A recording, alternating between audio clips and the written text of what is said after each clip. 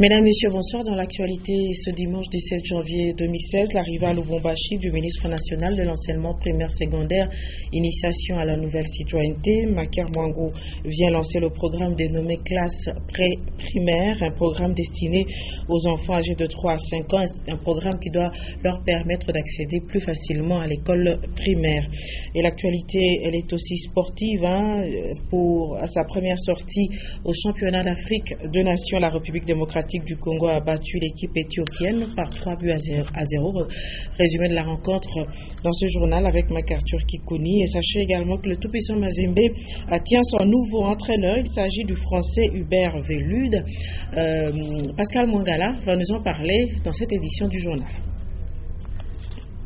La province du Haut-Katanga va abriter un projet du gouvernement dans le domaine de l'éducation. Il s'agit de la classe pré-primaire, un projet du gouvernement pour les enfants de 5 ans. Guylaine Pandakoufa, commissaire spécial adjoint du Haut-Katanga, a accueilli le ministre national de l'enseignement primaire, secondaire, initiation à la nouvelle citoyenneté. Je repropose d'écouter le ministre Maker Mwango. Nous sommes venus lancer un projet assez important. La classe pré-primaire pour l'ensemble du pays. Nous avons voulu que ce lancement se fasse au Katanga, dans le Haut-Katanga, et précisément à Kasumbalesa. Pré-primaire, nous sommes en train de revoir comment nous pouvons réduire l'âge de scolarisation de nos enfants. Nous avons tendance à envoyer nos enfants, surtout dans les milieux ruraux. Dans les milieux urbains, ça se corrige plus ou moins. Mais dans les milieux ruraux, les parents ont l'habitude d'envoyer les enfants à 9-10 ans. Or, l'âge légal pour envoyer l'enfant à l'école, c'est 6 ans. Alors, nous avons lancé la classe pré-primaire pour permettre à ce que l'enfant qui va là-bas à l'âge de 5 ans, donc c'est à 5 ans que les parents doivent envoyer leurs enfants qui ont l'âge de 5 ans dans la classe pré-primaire. Cet enfant, à cet âge, peut commencer déjà la scolarisation, avoir certaines aptitudes, avoir l'envie d'aller à l'école. Voilà les choses que nous voulons lancer. Nous avons un projet pilote de 1000 classes dans 1000 écoles. Nous lançons ça à partir d'ici dans le Haut-Katanga et nous allons voir après une année, après 2 ans, comment ça va marcher pour que nous arrivions à étendre ça sur l'ensemble du pays. Les calendriers scolaires prévoient autour de 150 jours de cours.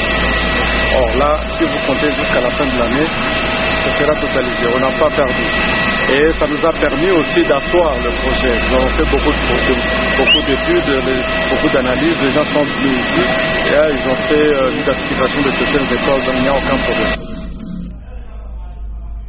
Et nous restons dans le domaine de l'éducation. C'est pour vous rappeler que la fin des études secondaires est sanctionnée par l'obtention d'un diplôme d'État. À ce jour, de nombreuses écoles de Lubumbashi ont reçu ce document précieux, mais très peu de lauréats se précipitent pour le retirer.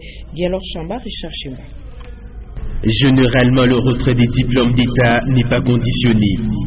La plupart des responsables d'école déplorent l'indifférence des anciens finalistes qui ne viennent toujours pas retirer leur diplôme d'État, alors qu'ils ont déjà satisfait. Il n'y a pas de condition. Les élèves de 6e qui terminent, eh bien, ils obtiennent leur diplôme d'État. Quand nous recevons les diplômes, eh bien, le retrait du diplôme est gratuit. Le diplôme ne vient pas, ce n'est pas un titre qui est décerné par l'école, c'est par une institution autre, extrascolaire.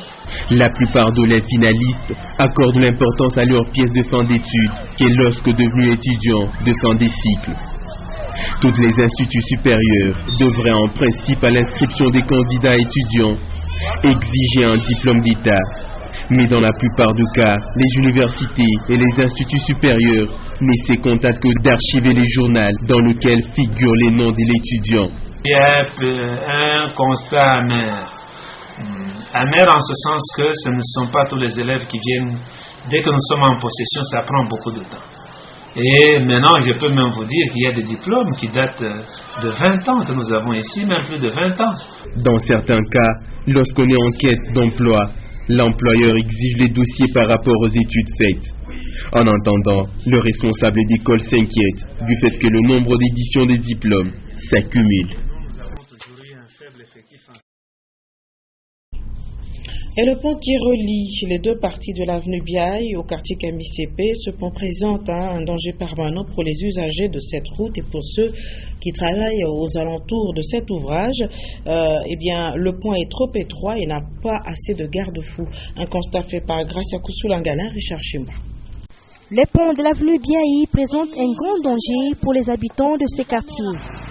Il est situé au quartier KMICP. Ces ponts relient deux contrées riveraines. Il a perdu depuis plusieurs années le garde-fou d'un aile. Le manque de ces garde-fous présente un danger permanent pour les usagers de cette route. Pour traverser ces petits ponts, les chauffeurs doivent doubler de prudence. Et non loin de ces ponts, les laveurs des véhicules et des motos y sont installés. Ce pont présente beaucoup de risques. Deux véhicules ne peuvent pas y passer au même moment parce que le pont est trop petit. Nous demandons aux autorités d'agrandir ces ponts comme ils l'ont fait avec le pont de la rivière Lubumbashi du côté golfe. Le danger que présentent ces ponts inquiète les usagers de la route parce que depuis qu'il a perdu des garde-fous, aucune autorité locale n'a songé à le remplacer. Nous restons dans le domaine de l'infrastructure pour vous dire que les travaux de construction de la route bypass devant relier la route Kasumbalesa à la route Likasi, ces travaux sont aux arrêts. Les habitants des quartiers qui doivent être traversés justement par cette route plaident pour la reprise des travaux pour que leur milieu soit désenclavé. Auguste Fortuna Kassongo, Séverin Katamba.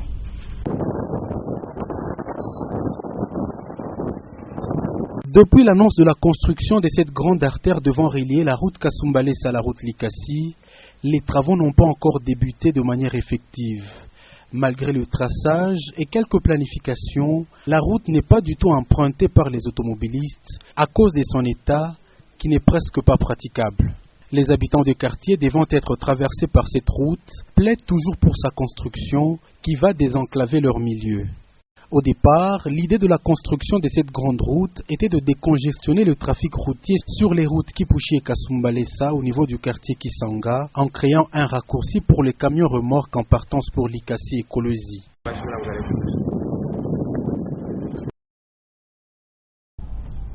Est construit pour une capacité d'accueil de 280 vendeurs et pour le même nombre d'étalages. Le marché Karine Katumbi de Kalebuka est encore en construction, mais à côté, l'ancien marché est à peine fréquenté par les vendeurs. Ils sont plus nombreux à l'extérieur pour éviter les taxes.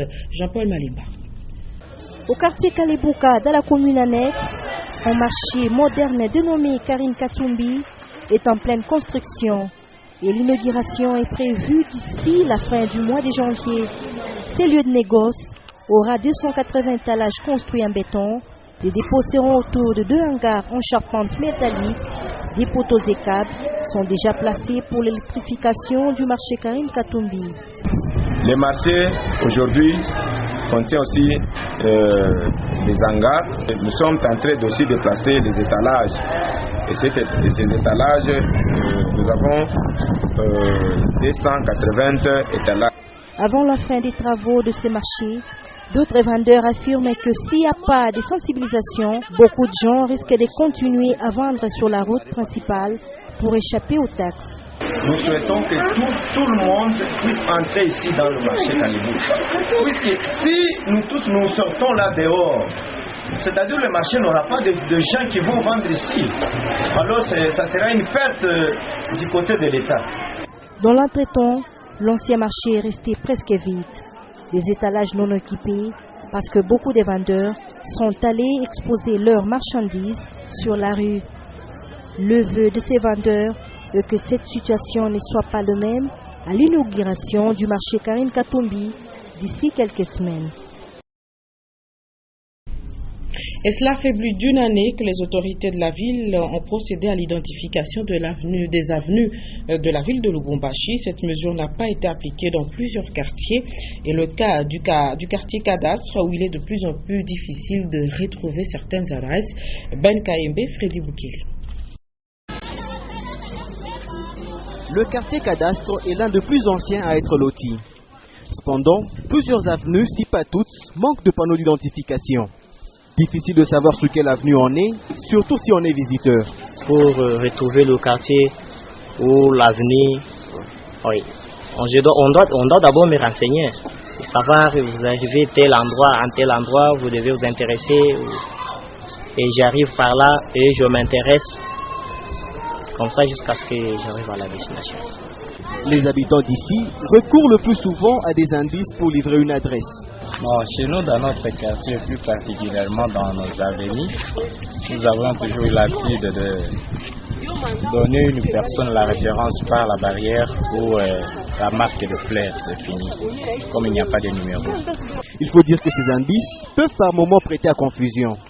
Le cas de cet aveu de 500 mètres par exemple, où il n'y a qu'une seule parcelle qui porte le numéro. La situation est pareille dans plusieurs autres quartiers nouvellement lotis à Lubumbashi. Nous quittons le quartier cadastre pour les camps des assistants où il s'observe une prolifération des églises de réveil. Cette situation est à la base du tapage tant diurne que nocturne et les habitants se disent souvent indisposés. Un constat fait par Guélor Chamba. La multiplicité d'églises, cette réalité est vécue au camp des assistants. Généralement construites en tôle, ces églises seraient une source de tapage diurne et nocturne. Souvent, le chef de quartier confirme recevoir le plaint des habitants. Nous déplorons ici, il y a beaucoup d'églises. Nous ne savons pas pourquoi les pasteurs, ceux qui ont des églises, aiment souvent que le camp des assistants.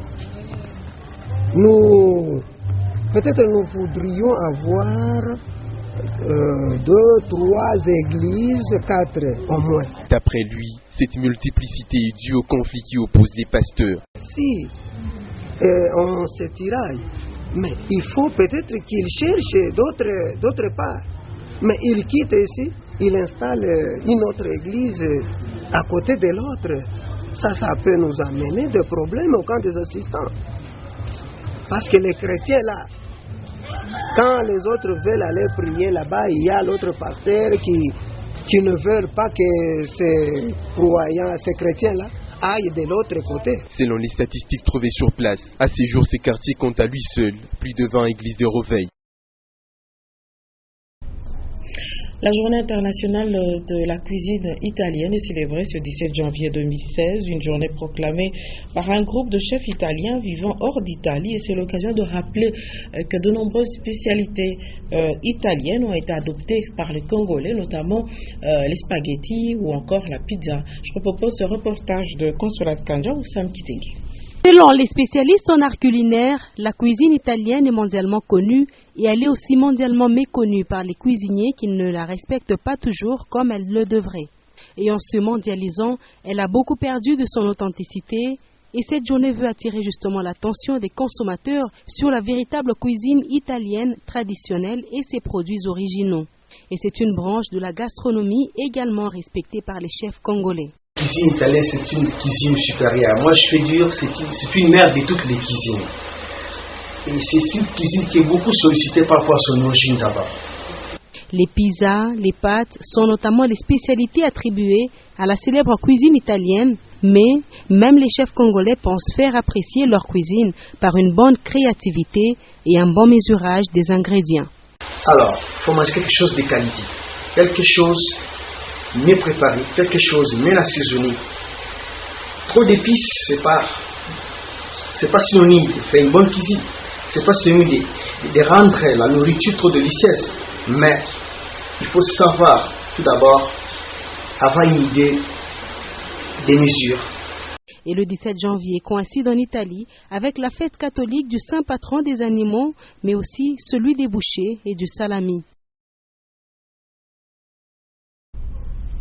Et c'est hier, samedi 16 janvier, que Msiri Thierry Kabondo a été mis en terre à Bunkeya, dans son village natal. Étant de la ligne royale, une exposition et recueillement a eu lieu à la place Milumba et sachez également que c'est au cimetière royal de Mounema qu'il a été inhumé. Les détails dans ce reportage. Après la levée du corps de Thierry Msiri Kabondo du cercle Kilima, le président de la jeunesse Luanzolo Amikuba, le docteur Pascal Talacha, la communauté Yeke, les amis et connaissances se sont rendus à Bunkeya pour son enterrement. Le cortège funèbre a accompagné l'illustre disparu sur la terre de ses ancêtres. L'émotion et pleurs étaient visibles au lieu d'exposition et recueillement à la place Milumba. Une messe a été dite en la chapelle catholique de Bonkeya. Les témoignages sur la personne de Mwanangwa Thierry Msiri Kiabondo ont marqué cet événement. Au niveau de la loi sur la Cuba, alors ton final waya, ton final Saka Kuba Mlobo, comme fichier Kweto. Les deux témoignent ton fichier Kweto, dans la langue qui s'appelle témoigne de ton fichier, pour s'appeler à Kwabo, Kweto. Pour le reste, nous remettons entre les mains de Dieu, parce que nous sommes tous passagers, et qu'un jour, comme l'a dit l'abbé hier, je pensais que l'abbé, on n'allait pas le trouver ici, n'est-ce pas? Il nous a dit de disparaître, hein? Mais aujourd'hui, on le voit, je suis désolé, j'aurais aimé qu'il ne soit pas là. Donc, il y aura quelqu'un d'autre, monsieur l'abbé, c'est pas bon. Nous remettons tout entre les mains de Dieu, et que Dieu vous bénisse tous. Merci. Et c'est au cimetière royal que reposera pour toujours l'âme de Msiri Thierry Kiabondo. Un verre de consolation était prévu à Talasha Lodge. On parle sport avec le championnat d'Afrique de Nations, la CHAN, et sachez que la République démocratique du Congo a effectué sa première sortie cet après-midi. Elle a battu l'Éthiopie par 3-0, une victoire acquise avec manière. Résumé de la rencontre, MacArthur Kikouni, Alex Tchonga. Les léopards de la République démocratique du Congo n'ont pas raté leur entrée en lice dans cette 4e édition du championnat d'Afrique de Nations. Dès l'entame, les coéquipiers du capitaine Joël Kimwaki ont maîtrisé leur sujet qu'ils ont dompté avec des incursions matinales et coups francs dans les 15 premières minutes.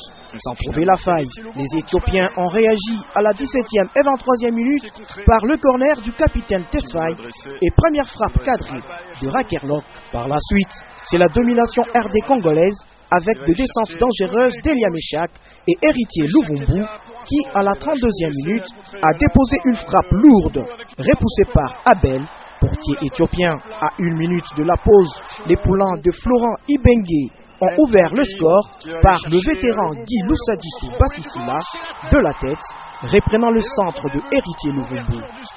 À l'origine de l'action, la passe de Jonathan Bolingi Pangui. C'est vraiment...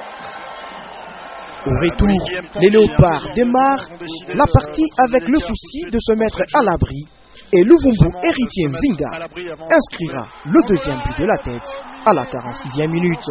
6 minutes plus tard, les léopards vont plier le match par le 3e but du sociétaire du cercle sportif Don Bosco, Elia Meshak. Un Éthiopien qui n'a pu maîtriser son ballon alors que c'est une nouvelle passe d'héritier Luvumbu qui est à l'origine de ce but. Et les minutes restantes de cette explication ont été toujours à l'actif des léopards qui ont inquiété et malmené la défense éthiopienne sans y ajouter des buts. 3-0 score final et les yeux sont désormais rivés sur la 2e journée contre l'Angola. Les joueurs qui se serrent la main sont...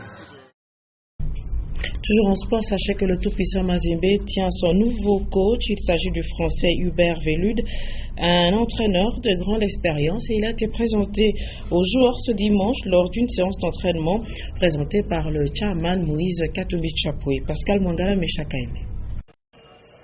Premier contact entre Hubert Velud et les joueurs du tout-puissant Mazembe ce dimanche 17 janvier 2016, et c'est le président du club lui-même en personne qui a fait les présentations. Moïse Katumbi ne s'est pas réservé de rappeler au nouvel entraîneur des Corbeaux sa principale mission. Je voulais vous présenter notre entraîneur, celui qui vient de remplacer Patrick Carteron. Il s'appelle Monsieur Hubert. Donc, vous allez travailler avec lui, coach. Je vous souhaite bonne chance.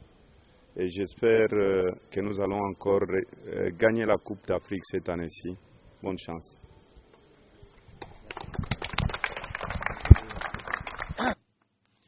Un honneur, une fierté à la fois pour le Français de 56 ans Des mots simples, un discours plutôt court devant sa désormais famille sportive. Juste vous dire un mot ce matin, quand on est au TP Mazembe, quand on est dans un grand club comme ça, à nous entraîneurs, à nous joueurs, c'est la seule raison de vivre, c'est de gagner des titres, encore et toujours. C'est un club qui a l'habitude de gagner des titres. Et on doit se lever tous les matins pour travailler, pour penser à ça, tout simplement. Bien sûr, on aura le temps de parler plus en détail du fonctionnement et du travail entre nous, mais la première pensée, c'est vraiment une grande fierté, un grand honneur d'être avec vous aujourd'hui et d'être avec le président Katumbi aujourd'hui, parmi vous. À très bientôt. 12 mois à passer à la tête du staff technique du club 5 fois champion d'Afrique avec une très forte réputation dans le monde.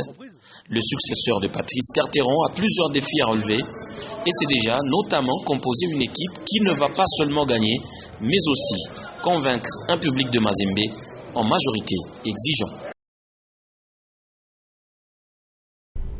Et c'est ainsi que s'achève cette édition d'information. Mesdames, Messieurs, je vous rappelle que dans l'actualité ce 17 janvier 2016, nous sommes revenus sur l'arrivée ce dimanche à Lubumbashi du ministre national de l'enseignement primaire secondaire, initiation à la nouvelle citoyenneté. Macar Mwango est venu lancer un programme dénommé classe pré-primaire pour permettre aux enfants âgés de 3 à 5 ans vivant dans l'arrière-pays de pouvoir accéder facilement à l'école primaire. Actualité en sport, il s'agit de la première sortie de la République démocratique du Congo au championnat d'Afrique de Nations. Belle sortie. La RDC a battu l'équipe éthiopienne par 3-0. Sachez également que le tout-puissant Mazembe tient son nouveau entraîneur. C'est un Français. Il s'agit de M. Hubert Vélude. Merci de nous avoir suivis. Très belle soirée sur Yota Télévision. Au revoir.